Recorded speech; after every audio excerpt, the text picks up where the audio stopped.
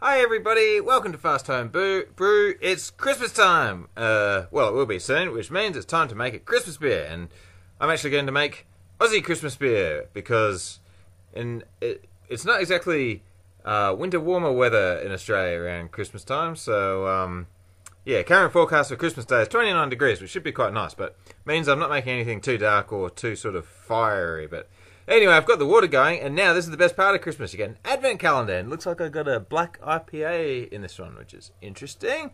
So all these beers are produced specially for the calendar every year, so it's good fun putting it in the fridge and then waiting till the afternoon. So here's my grains. What have I got? I've got 81% ale malt, 10% Munich 2, 2.5% of CaraMunich 3, 5.5% of dark crystal, and 1% Carafa, which is, I think, almost exactly the same, but a little bit lower gravity than my amber ale that I did recently. I thought that would be a good base. Because, as I said, Australian Christmas is hot, so this is maybe one for when the sun goes down, but it's not going to be too heavy. It's going to be a bit light, and I'll put some spice in it later as well, towards the end of the video. Some nutmeg and cinnamon is the plan. So that's the mash going on. That I tried to mash this at fairly low temperature, but I think actually this one's sort of high. By low I mean, close to 63, by high I mean closer to 70. So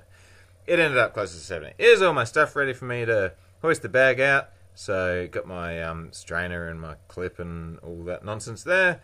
Here's the bag coming up, me playing out with the fingers. Bag goes up, strainer goes under, clip goes on, very good. And now we take that out, turn the heat on, because it may as well start warming up while I do all this other stuff. Just giving it a rinse. I don't know if you call this a sparge, but I'll just call it a rinse. Like it's not a full-blown sparge. And there's the stuff going in. And that was a pretty nice colour, so I think I maybe tried to make it a little bit lighter. So, oh yeah, what do you do while you wait? Have your black IPA. So do I want stout glass, IPA glass, stout glass, IPA glass? I don't know. I'm going to go with my chiller, which is my favourite all-round glass. Anyway, so black IPAs. Can't say I've ever had one that I've really liked. People have asked me to make them before. To me, it's like an IPA that somebody's thrown a bunch of ash in, and I wouldn't usually put ash inside an otherwise good IPA.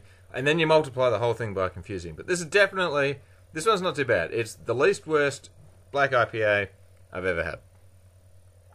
Now what's going on here? It looks like some poor fly has crucified itself, shall we say. So, no, that's Easter beer. Some poor fly has descended into my beer and ended his life. But anyway, what can you do? Now I'm getting my hops ready, and I accidentally put all the hops into the one thing, so I need to... I put too much in.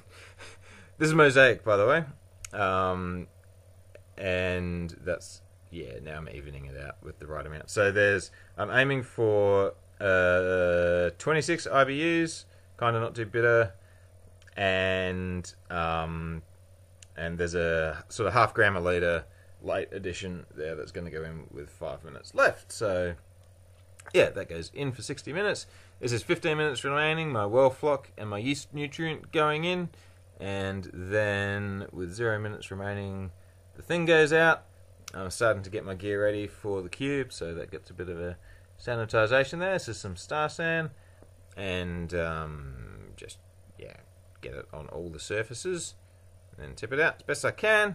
Alright, time for the whirlpool. So we're now almost 5 minutes post-boil. We are now 5 minutes post-boil. That's when that last little bit goes in, and I'll just let that sit for a little while.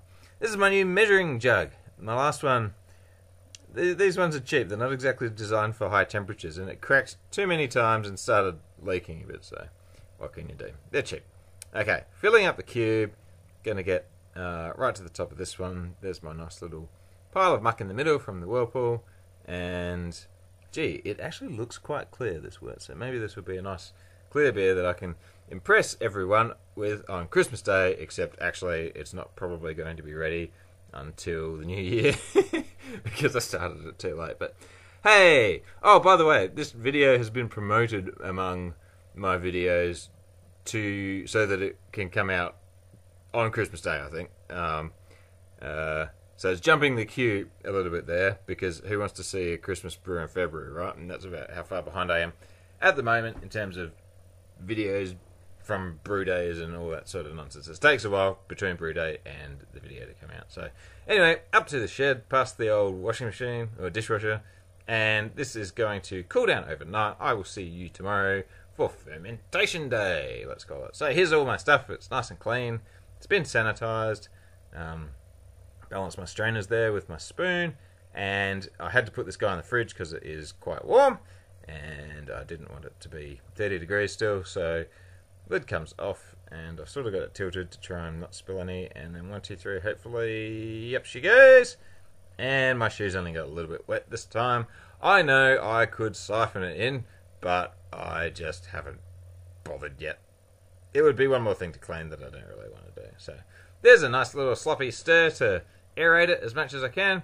Bend with your knees, lift with your knees rather, and yeah, heat belt, which won't be needed I don't think, and temperature probe going in, and that looks like a pretty happy Christmas brew. Except for the yeast. Using Nottingham yeast, I don't know why.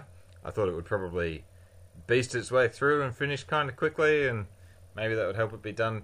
Well, yeah, I got held up by a week with this one. It was supposed to be ready for Christmas, but I got held up by a week and didn't make it. So what can you do? That's the beer that's going to ferment at, let me see, that's its current temperature. So I want it to ferment at 19 degrees for about a week before I'm going to add some more stuff to it. So let's see how it's going. That's the next day. It looks like it's off to a good start there. Then this is some time passing. Mac's getting all Christmas spirity. And here we go. A few more days later, just trying a little sample. And actually, that is pretty nice. I think this is going to be good. Okay, so now we're a week later. And I've got cinnamon and nutmeg. I've got cinnamon sticks and a whole nutmeg, which I don't know what to do, so I've got backup nutmeg, ground nutmeg or whatever. I'm boiling some water for 15 minutes because I'm going to make tea. So I'm trying to be as sanitary as possible with that one, so that was me sanitizing the knife. Chopping up this little nutmeg nut, which I've never done before. Yeah, turns out it's quite interesting pattern on the inside. There's my cinnamon.